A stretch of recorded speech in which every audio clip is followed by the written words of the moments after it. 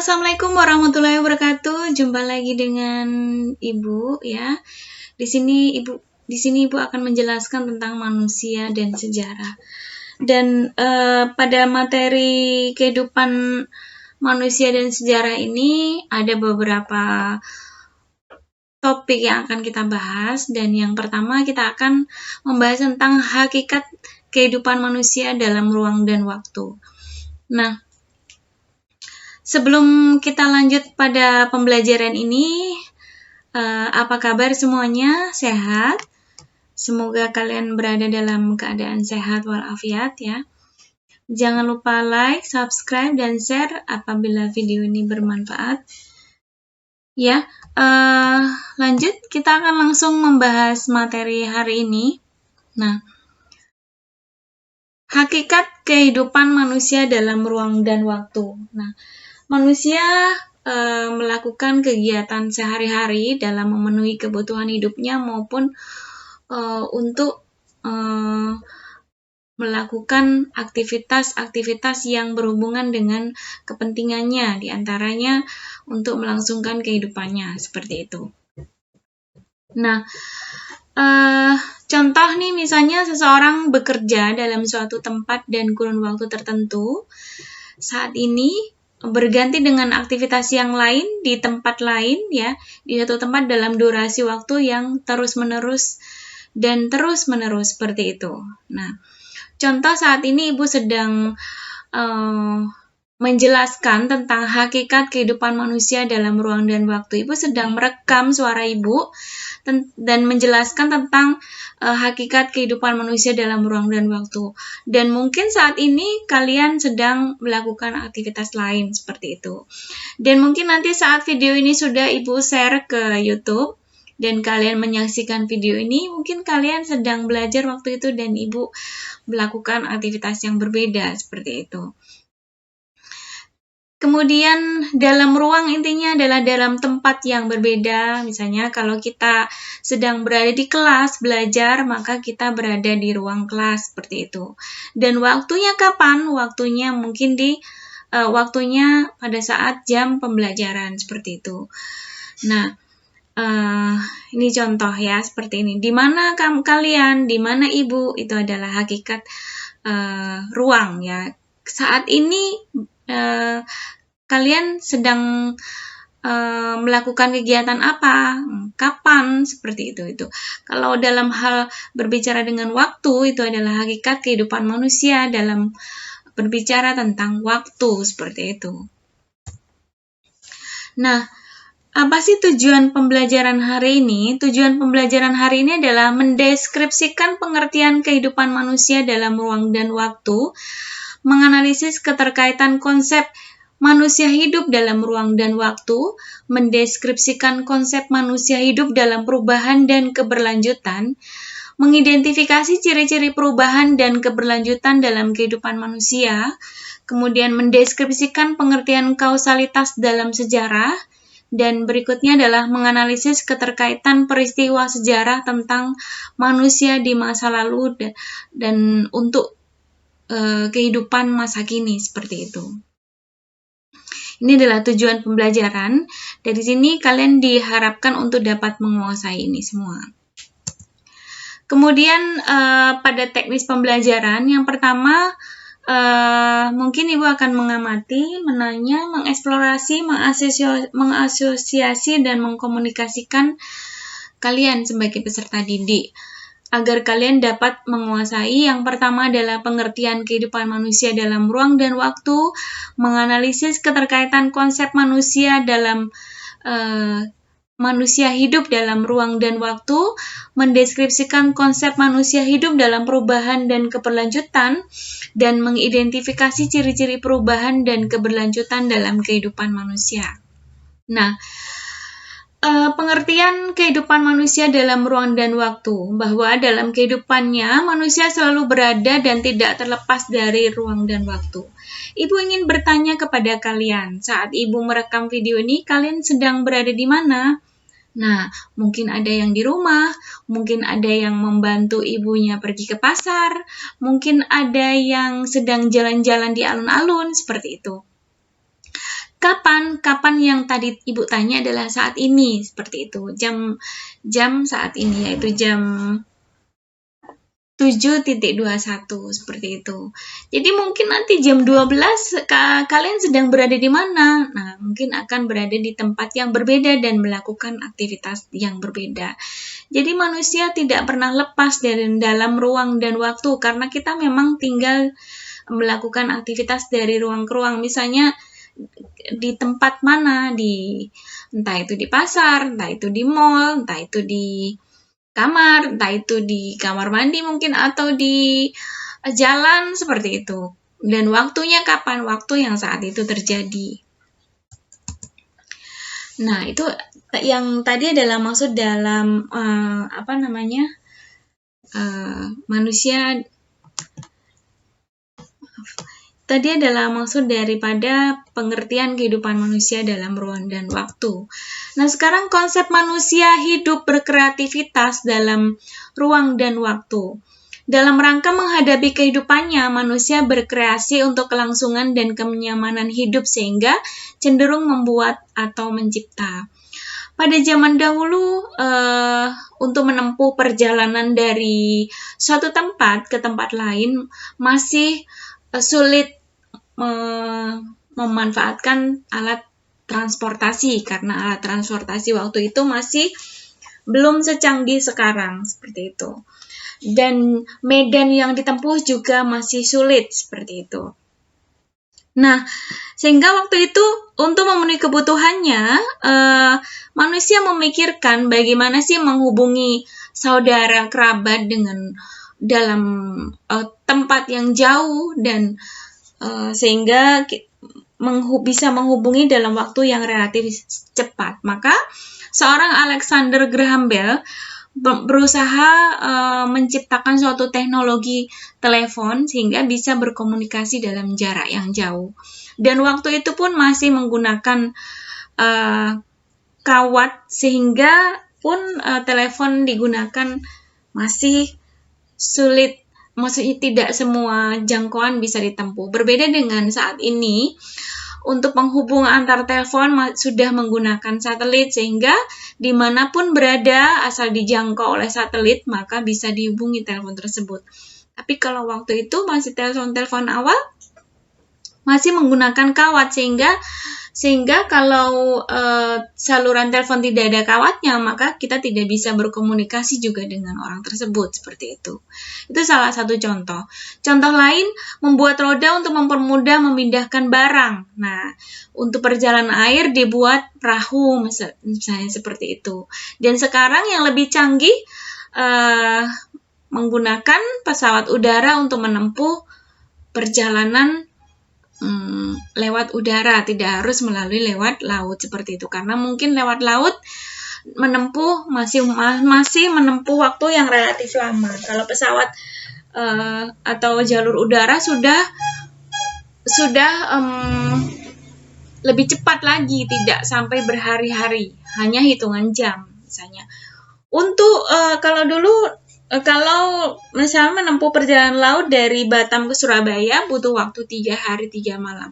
Nah, kalau waktu ditempuh dengan melalui udara, maka hanya waktu butuh 2 jam seperti itu. Itu salah satu contoh bagaimana manusia berkreativitas dalam ruang dan waktu. Untuk apa? Yaitu untuk menghadapi kehidupannya. Sehingga lebih nyaman seperti itu. Nah, contoh nih saat ini kalau kalian melalui jalan darat mungkin cenderung macet di Jakarta, mungkin banyak kemacetan di mana-mana.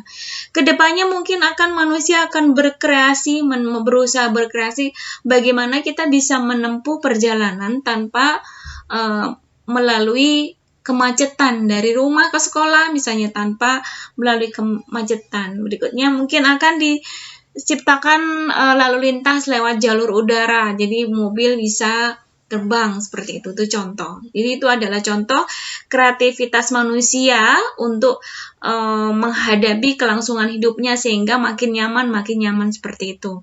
Kreativitas manusia berevolusi dari yang sederhana sampai dengan yang canggih. Nah, konsep berikutnya adalah kita bahas konsep manusia hidup dalam perubahan.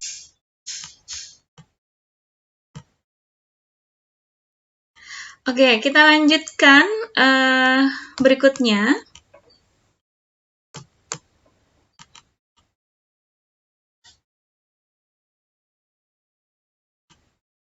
Baik, kita akan lanjutkan berikutnya, yaitu ini, konsep manusia hidup dalam perubahan dan keberlanjutan.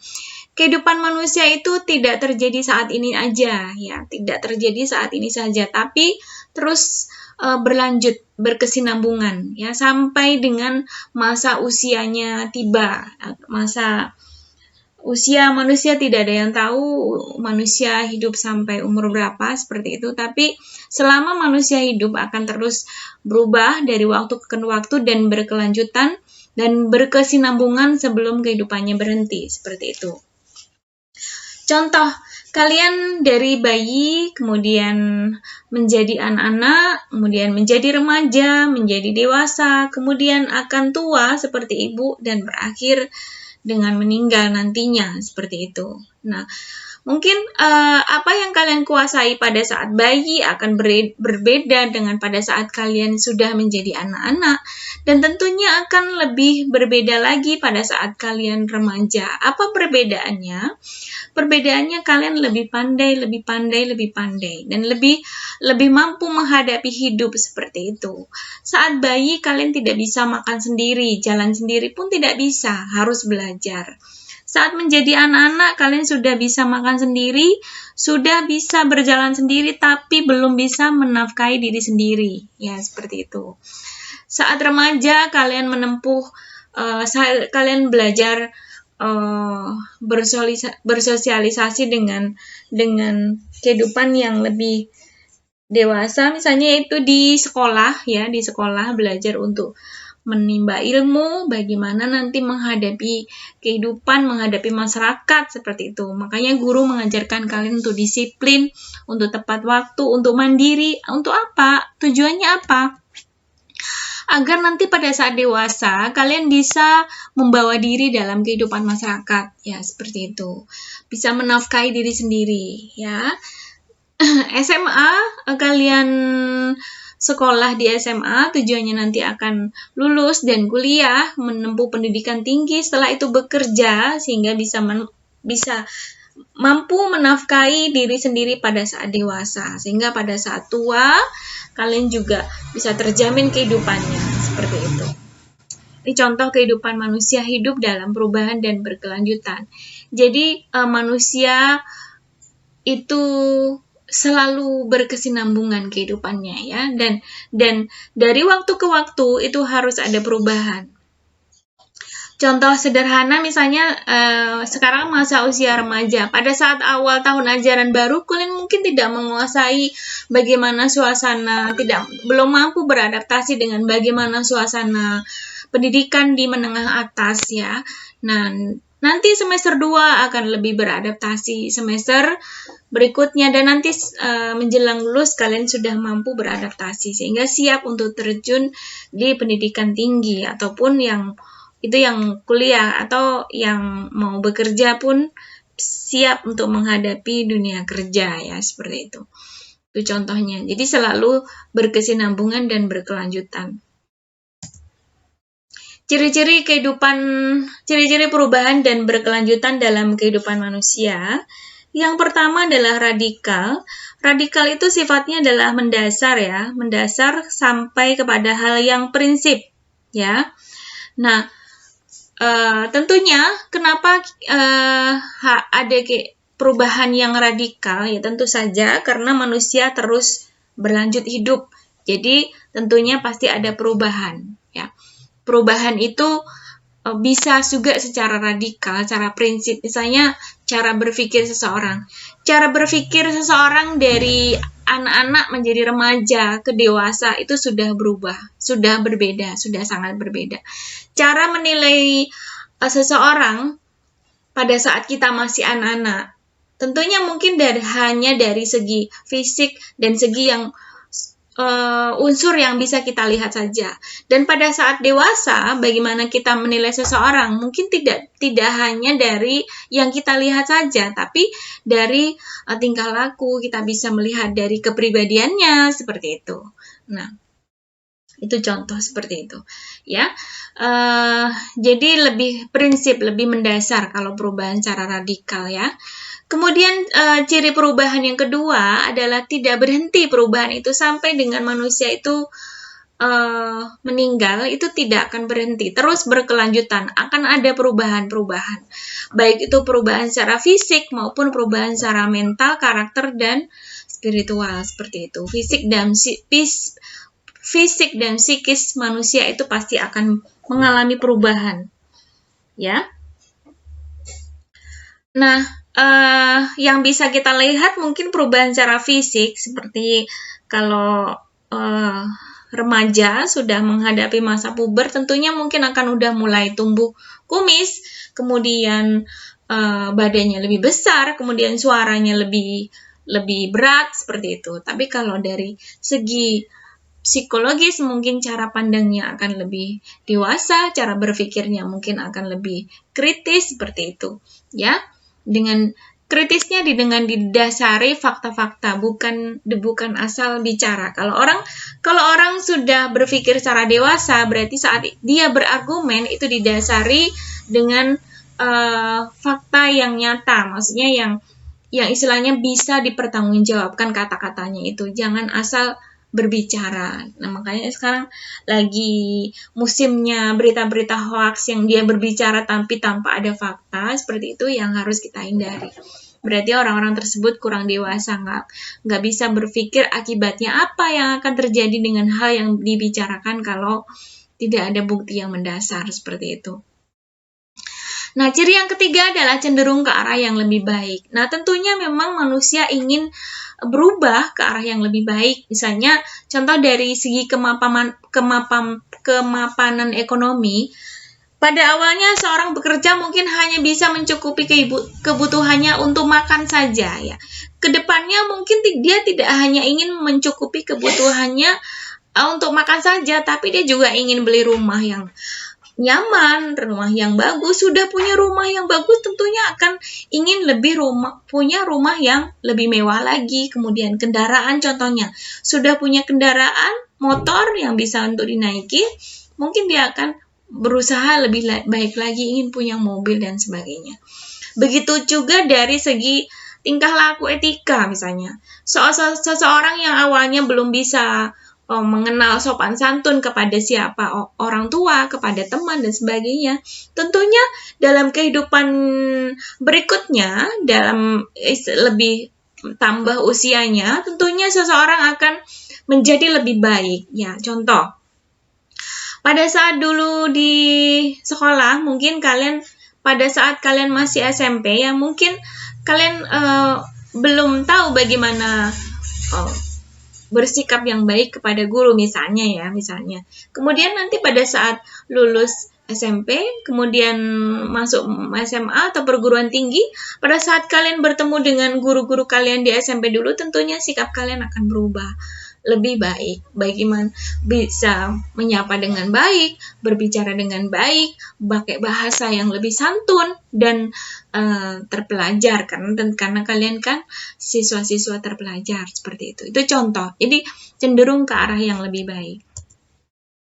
Nah, berikutnya ada dalam hal pembahasan ini Ibu sudah selesai menjelaskan materi dan kalian bisa mengerjakan tugas ini, yaitu kalian buat artikel dalam bentuk karangan dengan tema, boleh pilih salah satu di sini, ya, minimal 1 halaman, dan dikumpulkan. Yang pertama boleh memilih sejarah kreativitas manusia dalam mengatasi permasalahan hidupnya, seperti itu. Nah, ini contoh misalnya dalam mengatasi permasalahan hidupnya untuk memenuhi bagaimana dia menempuh perjalanan jauh yang lebih cepat, bagaimana kreativitasnya mungkin menciptakan pesawat, contoh lah seperti itu. Kemudian yang kedua, kehidupan manusia yang selalu berada dalam perubahan dan berkelanjutan. Kalian bisa mencontohkan kehidupan remaja dari anak-anak remaja sampai dewasa, misalnya seperti itu. Itu akan ada perubahan dari waktu ke waktu secara berkelanjutan. Nah, itu tadi tugas yang harus kalian kerjakan ya. Sampai di sini penjelasan Ibu pada pagi hari ini. Semoga video ini bermanfaat. Jangan lupa like dan subscribe serta bertanya bila ada materi yang kurang paham. Kalian bisa tanya di kolom komentar ya, seperti itu. Sampai di sini, salam sehat. Sampai jumpa pada video berikutnya. Assalamualaikum warahmatullahi wabarakatuh.